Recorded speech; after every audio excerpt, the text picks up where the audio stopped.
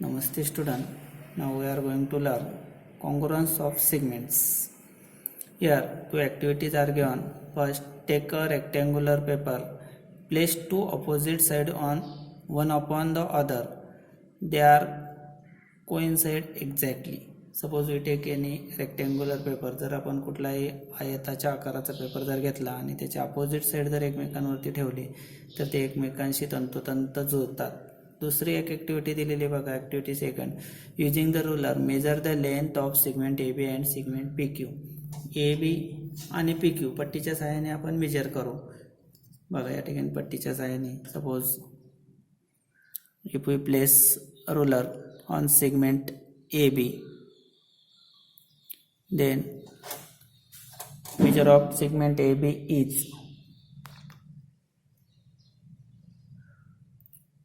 4 centimeter. So write down here 4 centimeter. Now length PQ by using ruler find out measure length of segment PQ. PQ is also 4 centimeter long. 4 centimeter long.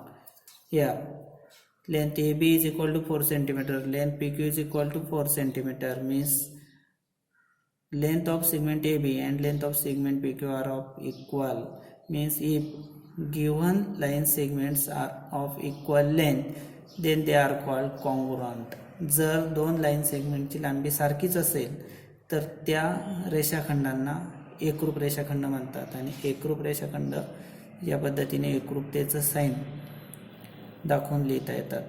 Segment A B congruent segment P Q. Segment A B आणि P Q जर एकरूप असेल, सारख्याच लांबीचे असतील तर ते या पद्धतीने लिहितात. सेगमेंट ए बी आणि हे जे सिम्बॉल आहे ते कॉन्ग्रुएंटचं आहे, त्याचा उच्चार कॉन्ग्रुएंट असा करायचा. Congruent segment A B congruent segment P Q. नाव if segment AB congruent segment PQ, then it means that segment PQ also congruent segment AB. जर AB आणि PQ हे दोन्ही एकरूप असतील तर आपण PQ हे नाव अगोदर लिहू शकतो, AB हे नाव नंतर पण लिहू शकतो. याचा अर्थ AB जर PQ शी कॉन्ग्रुएंट असेल तर PQ सुद्धा AB शी कॉन्ग्रुएंट असतो. Means if segment AB congruent segment PQ, it means that segment PQ also congruent segment AB. Again here some activities are given. First activity, take any box, measure the length of each of its edges, which of them are congruent. तुम्ही कुठल्याही प्रकारचा एक box घ्यायचा आहे आणि त्याच्या ज्या कडा आहेत त्यांचं माप मोजायचं आहे आणि कोणकोणत्या कडा एकरूप आहेत ते त्यावरून लिहायचं आहे. Second activity is given. Activity second, from the shape shown below write the name of the pairs of congruent line segment. या शेपवरून आपल्याला कोणकोणते कॉन्ग्रुएंट सेगमेंट दिलेले आहेत ते या ठिकाणी लिहायचे.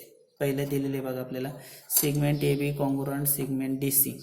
ए बी सेगमेंट आणि डी सी सेगमेंट हे दोनही काय कॉन्ग्रुएंट आहेत. Means segment A B and segment D C are of equal length. Segment A E congruent segment B H, segment A E and segment B H. This two segment are of equal length. दोन्ही सेगमेंटची लांबी सारखीच आहेत म्हणून ते कसे आहेत congruent आहेत. In the same way segment E F, segment E F congruent segment. आता बघा ई एफच्या कॉन्ग्रुएंट कुठले कुठले असू शकतात. ए डी लिहू शकतो आपण, एच जी लिहू शकतो किंवा बी सी लिहू शकतो. Segment E F congruent segment H G. After then segment D F, segment DF congruent segment CG. Like this. Practice set 6. Write the names of pairs of congruent line segment. Use a divider to find them. डिवायडरचा वापर करून आपल्याला या आकृतीमध्ये दिलेले जे congruent line segment आहेत ते शोधायचे आहेत. मग यासाठी आपण डिवायडरचा वापर करू. Suppose we place 2 point of divider on point M and G. M आणि जी वरती आपण जर दोन टोकं ठेवले डिवायडरचे तर जी कॉन्स्टंट ठेवायचा तेवढाच आणि तेवढ्याच लांबीचं कोणकोणते पॉईंट येतात बघा.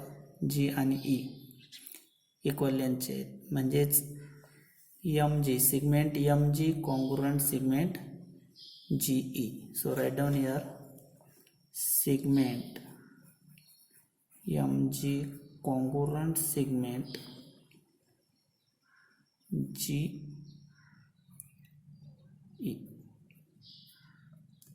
After then segment GM, congruent segment GR also, segment MG, congruent segment GR. Now place 2 point of divider on segment NG. This distance between 2 points means length NG and length MG is also equal, means this two segment is also of equal length. Now place these 2 points on BG, segment G and segment GB, segment GB. Now distance between 2 points of this divider is length GB.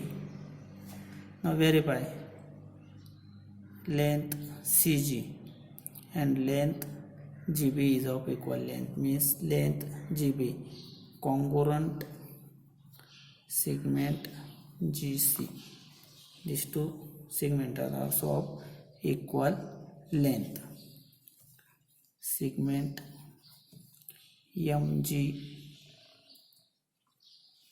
and NG are also congruent.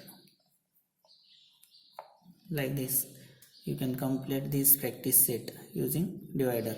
Next example, on the line below, the distance between any two adjoining points shown on it is equal, hence fill in the blanks. बघा या लाईनवरती आपल्याला दोन बिंदूंमधलं जे अंतर आहे ते समान दिलेलं आहे, प्रश्नामध्ये तसे उल्लेख केलेला आहे. Hence fill in the blanks, त्यावरून आपल्याला गायलेली जागा भरायची. सिगमेंट ए बी हे लगतचे दोन बिंदू बघा, त्याच्या दरम्यानचं जेवढं अंतर असेल ते आता इथे प्रश्नामध्ये सांगितलेलं आहे की कोणत्याही दोन बिंदूंच्या दरम्यानचं अंतर सारखंच आहे. म्हणजे ए बी यांच्या दरम्यानचं जेवढं अंतर आहे तेवढंच बी सीचं आहे, तेवढंच डब्ल्यू एचं आहे, तेवढंच एक्स डब्ल्यूचं आहे, तेवढंच वाय झेडचं आहे. आपण कुठलंही लिहू शकतो, कोणत्याही दोन बिंदूंच्या दरम्यानचं अंतर तेवढं लिहू शकतो. तुम्ही बी सी लिहू शकतात किंवा क्यू पी लिहू शकतात, पी क्यू लिहू शकतात, पी झेड लिहू शकतात, वाय एक्स लिहू शकतात किंवा बी ए लिहू शकतात, कुठलं पण लिहू शकतात. Next one is segment A P. Segment A P, if we use this divider, place 2 points of this divider on point A and another one is on point P, like this. Now congruent segment of segment AP is, look at here, BZ, CY, again AP, QW, these all are of equal lengths, means segment APC congruent असणार. आपण यापैकी कुठलाही एक लिहू शकतो. Suppose we write BZ. Segment AC congruent, place these 2 points on point A and point C. Now verify equal distance of AC. WB is same length, XA is of same length, segment XA कुठला पण एक लिहू शकतो आपण त्यातला. After then BY is given and we want to find congruent segment of BY. So place these 2 points on B and Y. B आणि Y वरती आपण 2 पॉईंट जर ठेवले तर त्याचे कॉन्ग्रुएंट सेगमेंट कुठले कुठले आहेत बघा. XC आहे, त्याच्यानंतर AZ आहे, त्यानंतर PW आहे, त्यानंतर XQ आहे. यापैकी कुठला पण आपण एक लिहू शकतो. Suppose we write QX. QX is also congruent to BY. QX congruent BY. Here YQ is given, so place distance between 2 points like YQ. Y आणि Q या दोन बिंदूंच्या दरम्यानचं अंतर आपण डिवायडरच्या दोन्ही टोकांमध्ये घ्यायचं आहे.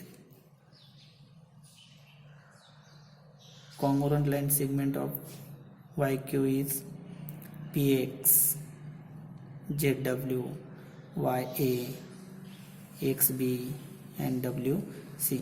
Write anyone. Suppose we write PX, segment PX. Last one is segment BW. congruent segment of BW are AC, AX, ZX, PX and QZ. So congruent segment of BW is AC, segment AC. Now congruent angles. Next topic is congruent angles. Now look at here, some angles are given. Measure of angle ABC is 35 degree. Measure of angle NIT is 90 degree. Measure of angle PTQ is 100 degree. Again here some angles are given. Angle SPM is 35 degree. RTS is 100 degree and angle SRI is of 90 degree. Now any two angles with equal measures are congruent to each other. बघा आत्ताच आपण बघितलं line segment केव्हा congruent असतात, line segment of equal length जर समान लांबीचे असेल तर ते रेषाखंड एकरूप असतात. तसे दोन कोन सुद्धा एकरूप असतात. केव्हा कोन एकरूप असतात? Two angles with equal measures. समान माप असणारे जे दोन कोन असतील ते दोन कोन कसे असतात? कॉंग्रुएंट टू इच अदर, एकमेकांशी एकरूप असतात. मग समजा आता आपण बघितलेले जे दोन अँगल आहे, इथे दोन अँगल दिलेले बघा ॲक्टिव्हिटीमध्ये. Angle LMN whose measurement is 40 degree. Angle XYZ whose measurement is 40 degree. Means measure of angle LMN is equal to 40 degree. Measure of angle XYZ is also 40 degree. Two angles with equal measures. हे दोन कोण दिलेले आहेत त्यांचे measurement बघा कसे 40 degree 40 degree म्हणजे equal आहेत. त्या दोन्हींना काय म्हणायचं? Congruent angle.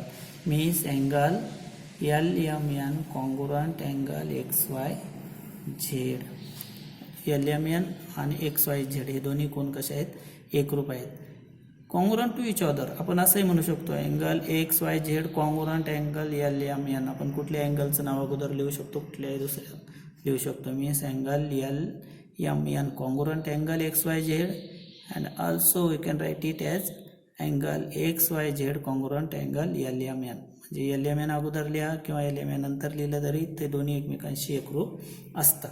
त्यानंतर एक ॲक्टिव्हिटी दिलेली आहे तुम्हाला, लेट्स डिस्कस वरतीमध्ये क्लॉक दिलेले आहे बघा. What time does this clock show. किती वाजलेले आहेत या ठिकाणी तुम्हाला लिहायचे. What is the measure of angle between its two hand. त्याचे जे दोन काटे आहेत त्यांच्या दरम्यान तयार होणारा अँगल आपल्याला या ठिकाणी लगेच लक्षात येतोय, तो तुम्ही इथे लिहायचा आहे.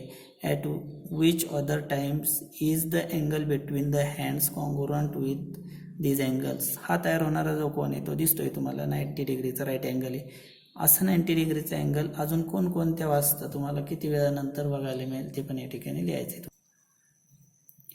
नाव practice set 7. Some angles are given below. Use the symbol of congruence. Write the name of the pair of congruent angles in these figures. बघा काही अँगल दिलेले आहेत आपल्याला आकृतीमध्ये, वेगवेगळ्या आकृत्या दिलेल्या आहेत आणि त्यांचे मेजरमेंट पण दिलेले आहेत. त्यावरून कॉंग्रुएंट अँगल कोणकोणते आहेत ते आपल्याला सिम्बॉलमध्ये लिहायचे आहेत. म्हणजे मध्ये कॉंग्रुएंटचं सिम्बॉल लिहायचं आहे आणि दोन्ही अँगलची नावं लिहायची आहेत.